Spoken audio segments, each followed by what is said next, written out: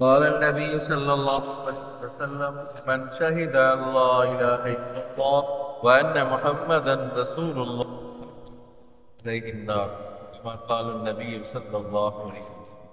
درود شريف بلند آواز.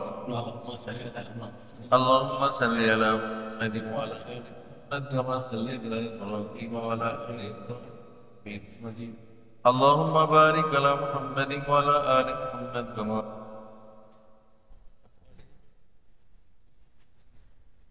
तौहीद जो बयान आहे। अल्लाह साईं असां सभिनी खे तौहीद ते हलण जी तौफ़ीक़ अता फ़रमाए। मुवहिद जेको आहे उहो मुवहिद खे अल्लाह साईं जी ताक़त ते नाज़ कयो आहे। सभई चओ सुभान अल्लाह। ऐं मुशरिक खे पंहिंजे असले ते नाज़ हूंदो आहे। बैदे नबूवत में ॿ मुवहिद आहिनि, हिकु नबी हिकु अली। चओ न सुभान अल्लाह।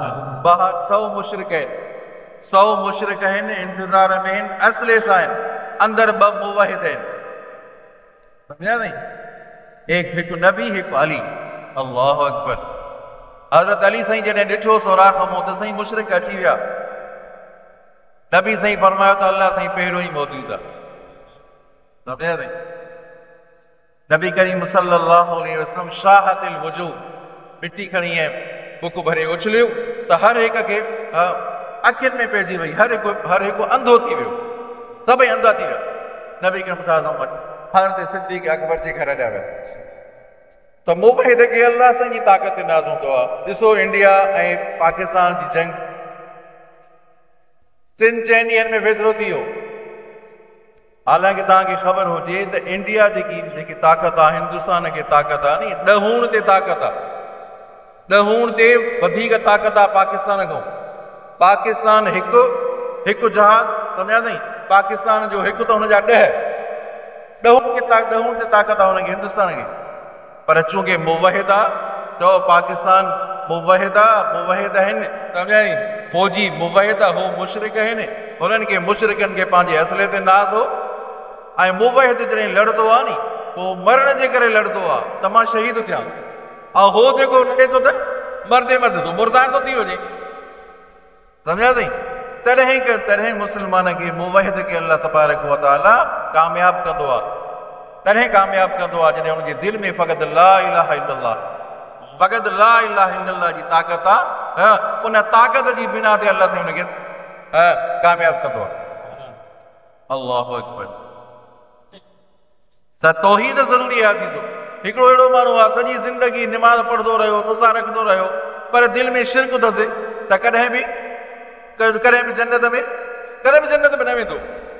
दिलि में शिरक आहे न, शिरक खां मुंहुं बचे। इन शिरक लज़ुल्मुन अज़ीम। सम्झा नहीं? अशिरक अख़फ़ा मिन दबीबिन नमल।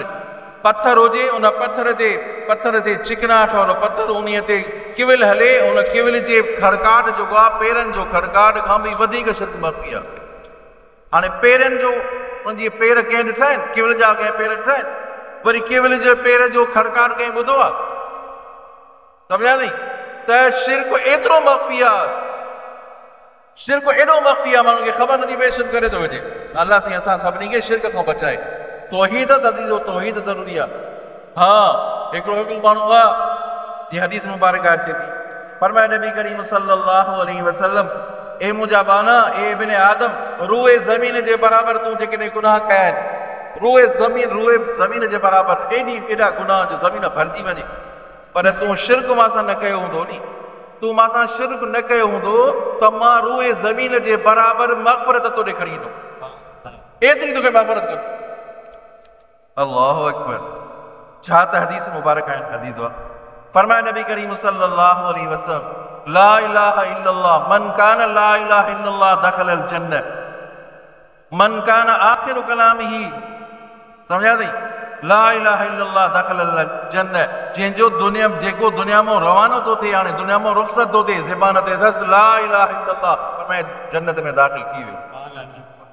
सम्झा अथई?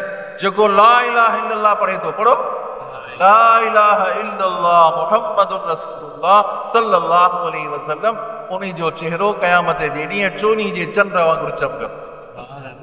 सम्झा? एॾी फज़ीलत अज़ीज़ हो कलमे तौहीद जी।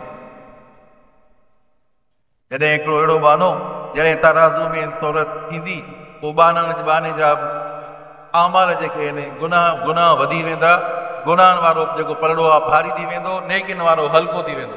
हाणे बानो चवंदो त मां त गुनाहगार आहियां, मां त जन्म जो हक़दार आहियां, त हाणे गुनाह वधीक थी विया ऐं नेकियूं घटि थी वियूं। पोइ अल्लाह तबारक व तआला जे तरफ़ां हिकिड़ी पर्ची ईंदी, उन ते लिखियलु हूंदो ला इलाहा इल्लल्लाह, उते कलमो लिखियलु हूंदो ला इलाहा इल्लल्लाह, हल्के पलड़े में विधी वेंदी त उहो हल्को पलड़ो जेको आहे भारी थी वेंदो। छा थी वेंदो? भारी थी वेंदो। पोइ ख़ुशीअ मां मापंदो ई न त हे काॾां आयो? अलाह असांजी तरफ़ तूं जेको तौहीद हुई न तुंहिंजे दिलि में तौहीद हुई, तूं कलमो पढ़ियो हुयो नी, तूं इख़लास सां कलमो पढ़ियो हुयो, उहा उन जी बरकत। हिकिड़ा अहिड़ा माण्हू बि हूंदा असीं, अलाह अकबर अलाह, हिकिड़ा अहिड़ा माण्हू बि हूंदा जो जहन्नम में सड़ी सड़ी कोयला थी विया हूंदा। छा थी विया हूंदा? कोयला थी विया हूंदा। पोइ उन्हनि में तौहीद जी हिकिड़ी रमक हूंदी, थोरी तौहीद जी हिकिड़ी रमक हूंदी।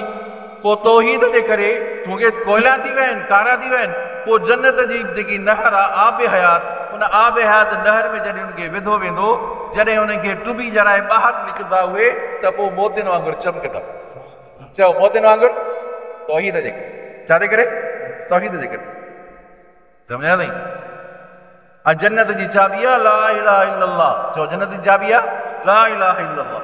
जदीदू ईमानकुम, नबी सही फरमाए पंहिंजे ईमान खे ताज़ो कयो। तव्हांजो ईमान ताज़ो कीअं थींदो? फरमाए ला इलाहा इल्लल्लाह सां ताज़ो थींदो। पढ़ो ज़ोर सां, ला इलाहा इल्लल्लाह, ला इलाहा इल्लल्लाह मुहम्मदुर रसूलुल्लाह सल्लल्लाहु। कम अज़ कम रोज़ानो, कम अज़ कम पंहिंजो माण्हू मामूल बणाए छॾे त रोज़ानो हिकिड़ी तस्बीह मूंखे ला इलाहा इल्लल्लाह जी पढ़णी आहे। पढ़ो ला इलाहा इल्लल्लाह जी हिकु तस्बीह पढ़णी आहे।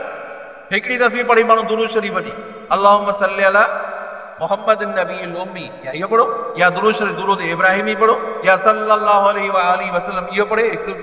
हिकिड़ी तस्बीह दुरूद शरीफ़ जी।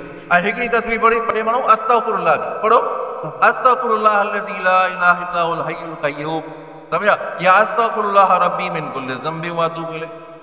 I got sir? ऐं हिकिड़ी तस्बीह पढ़े माण्हू टे कलमे जी। चओ पढ़ो, टियों कलमो पढ़, सुभान अल्लाह वल्हम्दुलिल्लाह वला इलाहा इल्लल्लाह वल्लाहु अकबर वला हौला वला कुव्वता। शाबाश। समझो थे? ला इलाहा इल्लल्लाह जी तस्बीह याद कयो, अस्तग़फिरुल्लाह जी तस्बीह, दुरूद शरीफ़ जी तस्बीह, ऐं ॿियो टे कलमे जी तस्बीह। रोज़ानो मामूल बणाए छॾो। असर खां पोइ मूंखे इहो पढ़णो आहे, या सुबुह जी निमाज़ खां पोइ मूंखे इहो पढ़णो आहे। मामूल बणाईंदव इंशाअल्लाह? इंशाअल्लाह। सम्झा थी? फरमाए नबी करीम सल्लल्लाहु अलैहि वसल्लम, मन शहिद अल्लाह इलाहा इल्लल्लाह मुखलिसन मिन क़ल्बिही दख़लल जन्नह। जंहिं बि शख़्स चयो आहे ला इलाहा इल्लल्लाह इख़लास सां चयो अथई दख़लल जन्नह, उहो जन्नत में दाख़िल थी वियो। ॿी हदीस फरमाए नबी करीम सल्लल्लाहु अलैहि वसल्लम, अतानी जिब्रील फबशरनी अन्नहु मन मात ला युशरिक बिल्लाहि शयअन दख़लल जन्नह। नबी करीम सल्लल्लाहु अलैहि वसल्लम फरमायो त जिब्राइल अमीन मारे आयो ऐं मूंखे ख़ुशख़बरी ॾिनई, फबशरनी मूंखे ख़ुशख़बरी ॾिनई त जंहिं बि चयो आहे जेको माण्हू फ़ौत थी वियो ऐं उन अलाह सां शिरक न कयो हुजे, ला युशरिक बिल्लाहि शयअन दख़लल जन्नह, उहो जन्नत में दाख़िल थी वेंदो। दुआ आहे असां सभिनी खे तौहीद ते हलण जी तौफ़ीक़ अता फरमाए।